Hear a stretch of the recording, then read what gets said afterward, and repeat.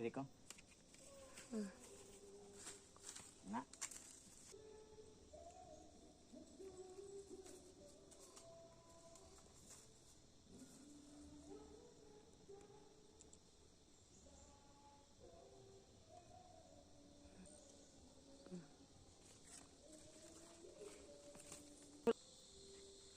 Hello mga ka-farm. Itong puno sa mga farm ay tinatawag sa aming Bisaya na buyon-buyon.